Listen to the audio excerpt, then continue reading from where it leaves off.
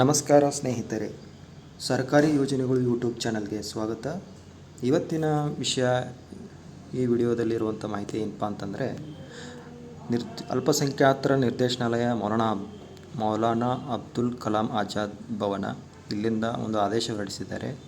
ಏನಂತಂದರೆ, ಜಿಲ್ಲಾಧಿಕಾರಿಗಳಿಗೆ ಇದು ಅಲ್ಪಸಂಖ್ಯಾತರ ಕಲ್ಯಾಣ ಇಲಾಖೆಗೆ ಒಂದು ಮಾಹಿತಿಯನ್ನು ಕೊಟ್ಟಿದ್ದಾರೆ. ಏನಪ್ಪ ಅಂತಂದರೆ, 2024-25ನೇ ಸಾಲಿಗೆ ಅಲ್ಪಸಂಖ್ಯಾತರ ಕಲ್ಯಾಣ ಇಲಾಖೆಯ ಮೆಟ್ರಿಕ್ ನಂತರದ ವಿದ್ಯಾರ್ಥಿ ನಿಲಯಗಳ ಅಂದರೆ ಪದವಿ ಮಟ್ಟದ ಕೋರ್ಸುಗಳ ವಿದ್ಯಾರ್ಥಿಗಳಿಗೆ ಡಿಗ್ರಿ ಲೆವೆಲ್ ಸ್ಟೂಡೆಂಟ್ಸ್ಗೆ ಪ್ರವೇಶಕ್ಕೆ ಅರ್ಜಿಗಳನ್ನು ಆನ್ಲೈನ್ ಮೂಲಕ ಆಹ್ವಾನಿಸಲಾಗಿದೆ. ಇದರ ಬಗ್ಗೆ ಇದೊಂದು ಮಾಹಿತಿಯನ್ನು ನೀಡಿದ್ದಾರೆ. ಇದು ನೋಡ್ತಾ ಇರಿ. ಈ ಮೇಲ್ಕಂಡ ವಿಷಯಕ್ಕೆ ಸಂಬಂಧಿಸಿದಂತೆ 2024-25ನೇ ಶೈಕ್ಷಣಿಕ ಸಾಲಿಗೆ ಅಲ್ಪಸಂಖ್ಯಾತರ ಕಲ್ಯಾಣ ಇಲಾಖೆಯ ಅಧೀನದ ಮೆಟ್ರಿಕ್ ನಂತರದ ಬಾಲಕಿಯರ ವಿದ್ಯಾರ್ಥಿ ನಿಲಯಗಳಲ್ಲಿ ಸಾಮಾನ್ಯ ಪದವಿ ಮಟ್ಟದ ಕೋರ್ಸುಗಳು ವಿದ್ಯಾರ್ಥಿಗಳಿಗೆ ರಾಜ್ಯ ವಿದ್ಯಾರ್ಥಿ ನಿಲಯ ತಂತ್ರಾಂಶದಲ್ಲಿ ಪ್ರವೇಶಾತಿ ಅರ್ಜಿ ಆಹ್ವಾನಿಸಲಾಗಿದೆ. ಅಂದರೆ ಮೆಟ್ರಿಕ್ ನಂತರದ ಅಂತಂದರೆ ಈಗ PUC ನಂತರ ಡಿಗ್ರಿಯಲ್ಲಿ ಓದ್ತಾ ಇರುವಂಥ ಎಲ್ಲ ಬಾಲಕಿಯರಿಗೆ ಇದು ಅನ್ವಯವಾಗುತ್ತೆ. ಅವರು ಯಾವುದಾದ್ರೂ ಹಾಸ್ಟೆಲ್ ಅಂದರೆ ಇದು ವಿದ್ಯಾರ್ಥಿ ನಿಲಯಗಳೇನಾದರೂ ಅವಶ್ಯಕತೆ ಇದ್ದಲ್ಲಿ ಈ ಒಂದು ಅರ್ಜಿಯನ್ನು ಸಲ್ಲಿಸಲು ಅವಕಾಶನ ನೀಡಿದ್ದಾರೆ. ಇದು ಅಲ್ಪಸಂಖ್ಯಾತರಿಗೆ ಇರುವಂಥ ಒಂದು ಸುತ್ತೋಲೆಯಾಗಿದೆ. ಹೊಸ ವಿದ್ಯಾರ್ಥಿಗಳು ಅರ್ಜಿ ಸಲ್ಲಿಸಲು ಪ್ರಾರಂಭವಾದ ದಿನಾಂಕ 13/8/2024. ಆಮೇಲೆ ಹೊಸ ವಿದ್ಯಾರ್ಥಿಗಳು ಅರ್ಜಿ ಸಲ್ಲಿಸಲು ಕೊನೆಯ ದಿನಾಂಕ ಇರೋದು 12/9/2024. ಇದಿಷ್ಟು ಕೊನೆಯ ದಿನಾಂಕದ ಮಾಹಿತಿ.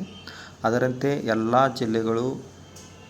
ಜಿಲ್ಲೆಗಳಲ್ಲಿ ಕೂಡ ಜಿಲ್ಲಾಧಿಕಾರಿಗಳಿಗೆ ಈ ಸುತ್ತೋಲೆಯನ್ನು ಹೊರಡಿಸಿದ್ದಾರೆ.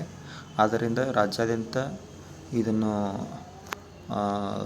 ಇದೊಂದು ಎಲ್ಲ ವಿದ್ಯಾರ್ಥಿಗಳು ಅರ್ಜಿಯನ್ನು ಸಲ್ಲಿಸಬಹುದಾಗಿದೆ. ರಾಜ್ಯದ ಎಲ್ಲ ವಿದ್ಯಾರ್ಥಿನಿಯರು ಈ ಒಂದು ವಿದ್ಯಾರ್ಥಿ ನಿಲಯಕ್ಕೆ ಅರ್ಜಿ ಸಲ್ಲಿಸಲು ಮಾಹಿತಿಯನ್ನು ನೀಡಿದ್ದಾರೆ. ತಾವು ಈ ಒಂದು ಅಪ್ಲಿಕೇಶನನ್ನು ಇಲ್ಲಿ ಕೊಟ್ಟಿರುವಂಥ ಲಿಂಕ್ ನೋಡಿ, https://shp.karnataka.government.in ಇಲ್ಲಿ ಹೋಗಿ SHP ಪೋರ್ಟಲ್ನಲ್ಲಿ ತಾವು ಅರ್ಜಿಗಳನ್ನು ಸಲ್ಲಿಸಬಹುದಾಗಿದೆ. ಈ ಅರ್ಜಿಯನ್ನು ಸಲ್ಲಿಸಿದ ನಂತರ ನೀವು ಇದರೊಂದು ಕಾಪಿಯನ್ನು ನಿಮ್ಮ ಹತ್ತಿರದ ಮೈನಾರಿಟಿ ಡಿಪಾರ್ಟ್ಮೆಂಟ್ಗೆ ಹೋಗಿ ಕೊಡಬೇಕಾಗುತ್ತೆ. ಅಲ್ಲಿ ಎಲ್ಲ ಡಾಕ್ಯುಮೆಂಟ್ ಹಚ್ಚಿ ಮತ್ತು ಡಿಸ್ಟೆನ್ಸ್ ಸರ್ಟಿಫಿಕೇಟ್ ಎಲ್ಲ ತೆಗೆಸ್ಕೊಂಡು ಕೊಡಬೇಕು. ನಿಮ್ಮದು ಆಧಾರ್ ಕಾರ್ಡು, ಇನ್ಕಮ್ ಕಾಸ್ಟು, ಆಮೇಲೆ ನಿಮ್ಮದು ಶಾಲೆಯ ಪ್ರವೇಶಾತಿ ಪಡೆದಿರುವಂಥದ್ದು ಡಾಕ್ಯುಮೆಂಟ್ಸು ಸಂಬಂಧಿಸಿದ ಎಲ್ಲ ಡಾಕ್ಯುಮೆಂಟ್ಸ್ನ ನೀವು ಒಯ್ದು ಅಪ್ಲಿಕೇಶನ್ ಹಾಕಿ ಅದನ್ನು ಪ್ರಿಂಟ್ ತೆಗೆದ ನಂತರ ನೀವು ಕೊಡಬೇಕಾಗುತ್ತೆ.